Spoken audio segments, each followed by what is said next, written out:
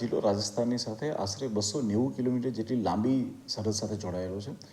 31 અને 1 જાન્યુઆરીને લઈને હંમેશા પોલીસનું ચેકિંગ અહીંયા ખૂબ સઘન રહેતું હોય છે.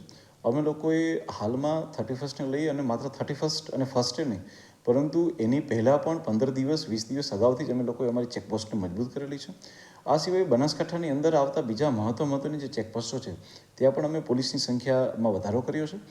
એ સિવાય બ્રેથ એનાલાઇઝર આપીને કોઈ પણ આવા તત્વો હોય કે જો એ નશો કરીને નશાની હાલતમાં આવતા હોય તો તમામ લોકો પકડાઈ શકે એના માટે થઈને વાહન ચેકિંગ ઓર સુધર કરેલું છે.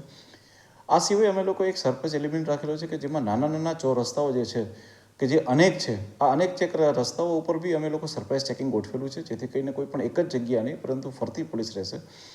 LCBની તમામ ટીમો, SOGની તમામ ટીમો અને સાથે નાસ્તા ફરતા આરોપીને પકડવા માટેની પેરોલ ફરલોની સ્કોડ, આની ટીમ સાથે દરેક પોલીસ સ્ટેશનમાં જે ડી સ્ટાફ હોય છે એ લોકોની અલગ ટીમો બનાવીને આ તમામ ટીમોને એક સાથે ટાસ્ક આપવામાં આવેલો છે, જેથી કરીને અમારી આ લાસ્ટ 10 ડેઝની ડ્રાઈવની અંદર મોટા કેસીસ થઈ શકે.